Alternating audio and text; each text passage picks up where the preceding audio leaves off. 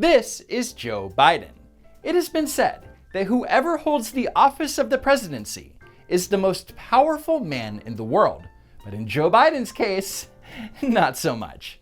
How America is perceived around the world comes down to optics. If the president looks weak, it reflects poorly on the nation. If we stand up to the bullies of the world, the autocrats and dictators, we stand up for those who are ready to unite. Unite with us, United States of America.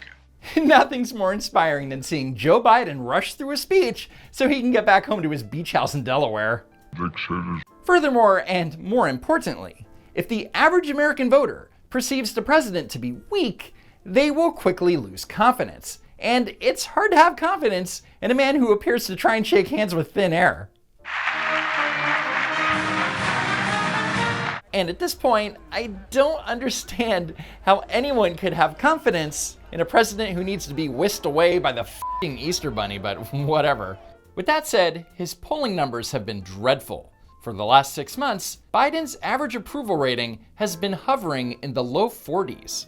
And in spite of those numbers, Biden is planning on running again in 2024 and believes that there is no one else in the Democrat Party that can win. But the chances of Biden being elected to a second term, let alone making it through his first, is unlikely, because watching how the Biden administration has dealt with crisis after crisis after crisis isn't helping to make the case for re-election. There's been supply chain problems, the botched exit from Afghanistan, the failure to meet COVID testing demand during the holidays, record high border crossings, record high gas prices, and record high inflation. And instead of admitting that their policies are a complete failure and actually making things worse, Biden and the administration are like, if you're stressed out about inflation, just try to work through it. My advice to everyone out there who's frustrated, sad, angry, pissed off, feel those emotions, go to a kickboxing class, have a margarita, do whatever you need to do this weekend. And if you can't afford high gas prices, just buy a $60,000 electric vehicle. Charging an electric vehicle is so much cheaper than filling up your gas vehicle, especially now. And don't worry, folks, because according to Joe Biden himself, America is back on the mend or something. Maine, New Hampshire, America have gone on the mend. They're not on the mend any longer, they're on the move. And we're coming at our challenges from a position of strength. And this is a constant with Joe Biden. Every single time he speaks in public, there's some kind of gaffe or flub that undermines the message of the speech.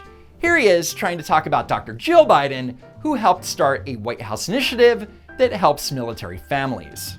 She always holds our military and their families in her heart. And that is not hyperbole, that's real. And I'm deeply proud of the work she's doing as First Lady with Joining Forces initiative she started with Michelle Obama when she was Vice President and now carries on. Yep, Biden referred to Michelle Obama as having been the Vice President. But hey, at least he knew her name, right? Here's Joe Biden hosting the Tampa Bay Lightning at the White House and attempting to thank NHL Commissioner Gary Bettman. Anyway, I want to thank Commissioner Gary Bettman for being here as well. And at the risk of stating the obvious here. Stating the obvious would get me demonetized. Look, here's just some of what this investment will do. First, thanks to Ron Wyden and Jeff Merkley and Earl, excuse me. I know. You can call me Biden. Joe Biden. This is Joe Biden. So back in March 2022, James Freeman, the assistant editor of the Wall Street Journal's editorial page, wrote an opinion piece titled, "The President Should Avoid Public Speaking, at least when the topic is important." And for me, I'd go a step further. There is no reason for Joe Biden to be giving remarks in front of the camera Monday through Friday, because the more Americans see him in public, the more they get concerned about the country. I'm also sending to Congress a comprehensive package that will enhance our underlying effort to accommodate the Russian oligarchs and make sure we take their ill-begotten gains. We're going to accommodate them. We're going to seize their yachts, their luxury homes, and other ill-begotten gains. of Putin's kleptocracy. Kleptocracy and the guys who are the kleptocracies. But these are bad guys. 81 million votes, guys. As I alluded to earlier, it's not just Biden who looks incompetent, it's members of his administration. So in this video, we're going to take a look at the Secretary of Energy, Jennifer Granholm, who you should know from this infamous clip. What is the Granholm plan to increase oil production in America? Oh my God, that is hilarious. Would that I had the magic wand on this. This is not a serious person, and she should not be running a federal agency. And the 14 Republicans who voted to confirm her should be ashamed of themselves. And here they are, by the way. Thanks a lot, idiots. And her incompetence shouldn't be a surprise, because Granholm has been preaching about ending fossil fuels for a long, long time. For example, here she is appearing in a 2018 music video called Gasoline, Gasoline, the World's Aflame. Gasoline, gasoline, you're driving me insane. Gasoline, gasoline, the world's aflame. Yes, put the lady who hates fossil fuels in charge of fossil fuel policy. Again, thanks a lot, morons. Now, I'm not saying you can't be passionate about electric cars or anything, but every time Granholm opens her yap about it, it makes me want to go diesel. Have you ever driven an electric vehicle before? I have a Chevy Bolt. That is my car. I lease a Bolt and I lease solar panels. So I drive on sunshine, girl.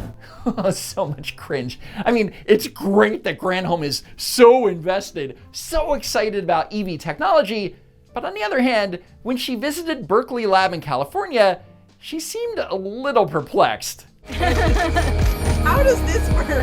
Look, amazing. When you see the energy secretary holding a charging connector and asking, how does this work? It might lead you to believe that Granholm really doesn't practice what she preaches. And you'd be right. Madam Secretary, thanks for being here today. You're anti-fossil fuels, aren't you?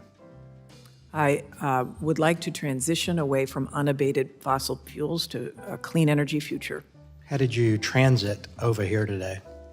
I got a ride in the fleet vehicle that we have. And that's a Suburban, probably, with a chase vehicle for your security detail. My preferred vehicle is the one fleet I don't care about your vehicle preferred vehicle. That's not what Well, I have in my fleet vehicle. We do have an electric vehicle. Did you drive the electric vehicle over here today?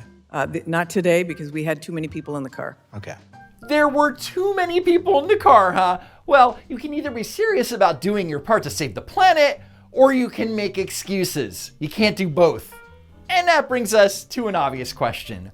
Why does the Department of Energy only have one fleet vehicle that's electric? In my fleet vehicle, we do have an electric vehicle. Again, this comes down to optics. If you're constantly preaching about a clean energy future and you can't make the effort to ride in an electric vehicle, you'll look like a hypocrite. And wait, it gets better. And I just want to ask you, what did you pay for the last tank of gas that you put in your vehicle? Does your personal vehicle use gas? My personal vehicle is located in California, and I paid close to, well, actually, my personal vehicle is electric, but my daughter's vehicle, who's with us, paid close to $5 a gallon. First of all, Congressman Palmer asked the secretary about her vehicle, not her daughter's vehicle. But regardless, that means that Granholm was either driving or riding as a passenger in a vehicle that runs on gas. Which is weird because doesn't Granholm have a vehicle that runs on sunshine or whatever? I drive on sunshine, girl. Except when she doesn't. But that said, if the frickin' energy secretary can't convince her immediate family members to drive EVs, then why should anyone else bother to listen? Gotta go quick, electric, change the way we move around. Anyway, that's it for now. Be sure to slam that like button, check out these videos that you absolutely missed, and be sure that you're still subscribed to the channel. As always, I hope to see you next time. If there is next time.